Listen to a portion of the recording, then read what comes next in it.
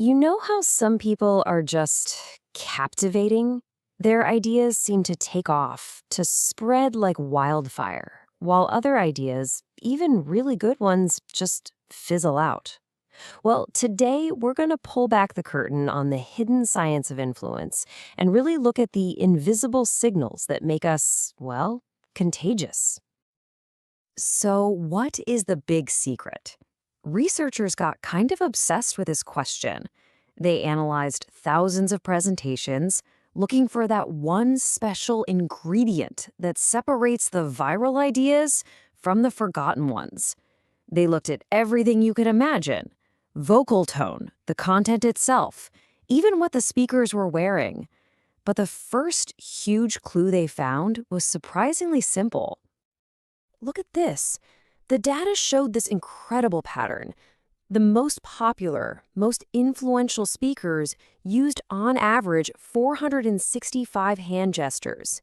The least popular, only 272. I mean, that's not a small difference, that's a massive gap. So what on earth is going on here? Why does just moving your hands have such a powerful effect on people? Well, the reason goes way, way back. It's deeply evolutionary. I mean, think about it from our earliest ancestors' perspective. Seeing someone's hands was the very first thing you did to see if they were a threat, right? Were they holding a rock, a weapon, or were their hands open, showing they were a friend? That exact same instinct is still hardwired into our brains today. So when we can see someone's hands, we just feel safer.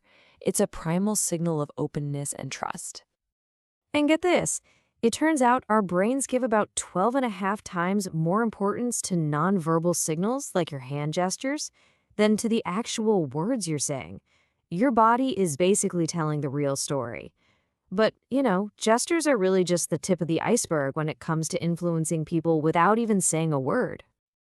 So next, let's talk about catching emotions.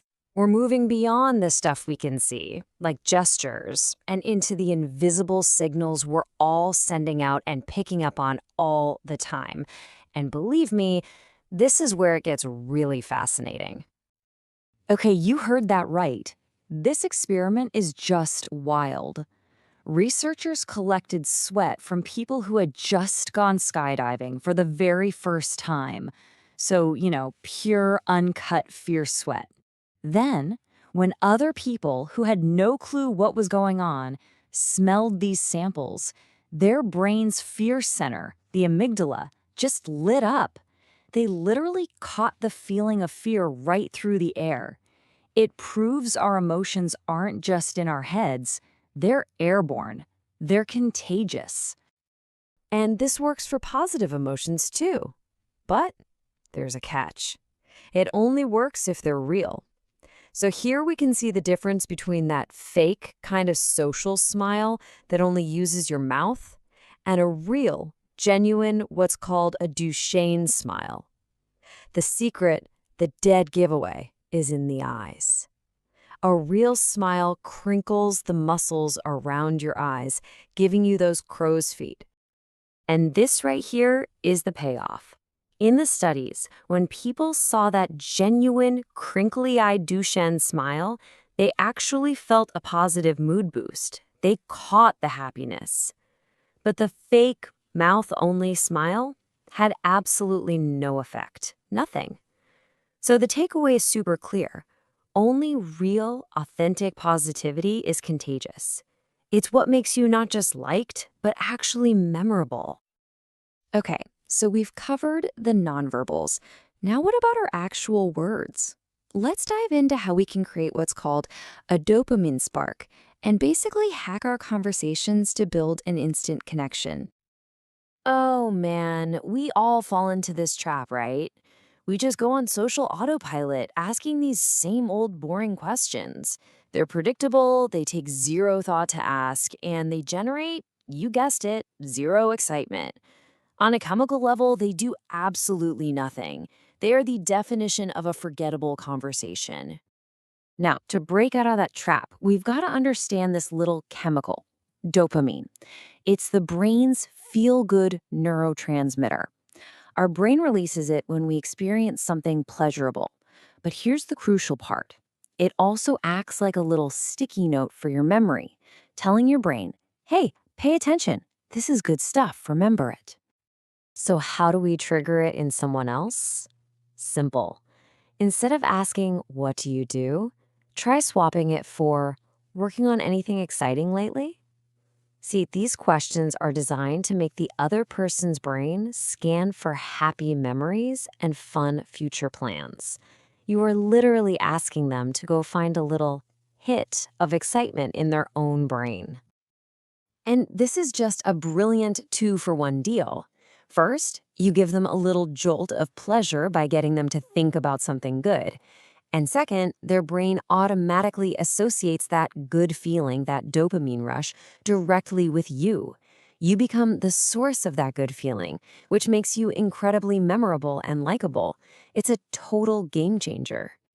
So we can influence people with our bodies, with our words, but maybe the most powerful form of contagion starts inside our own heads. Let's look at how to turn that nervous, anxious feeling into pure fuel by mastering our own emotional state. You have to see these results. In this study, people had to sing into a computer that scored how well they did. Now, the group that said, I'm nervous right before they started, well, they bombed. They scored a 53%. But the group that just said 2 simple words, I'm excited, they scored an incredible 80%. That is a nearly 30-point jump just from a simple 2-word reframe. And the science behind this is so cool. On a physiological level, anxiety and excitement are almost identical. Your heart rate goes up, you get a rush of cortisol and adrenaline.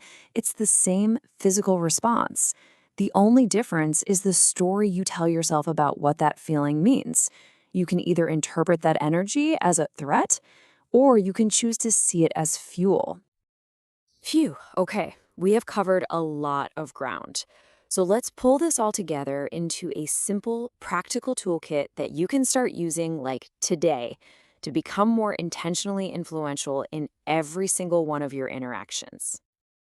Here it is, your 4-step toolkit. Number 1, use your hands. Show them. Use open gestures to build trust and help illustrate your ideas. 2, share a real Duchenne smile. Let it reach your eyes to spread that genuine positive vibe. 3, spark dopamine. Ditch the boring small talk and ask questions that make people hunt for excitement and joy. And finally, number 4, reframe your feelings. When you feel those butterflies, don't call it nerves. Tell yourself, I'm excited, and turn that anxiety into performance fuel. Because ultimately, every single one of us is contagious. In every conversation, every meeting, every little interaction, we are spreading something. So the real takeaway here is that you have a choice. You can spread boredom, anxiety, and distrust, or you can choose to spread trust, authentic joy, and genuine excitement. The only question is, what will you choose to spread?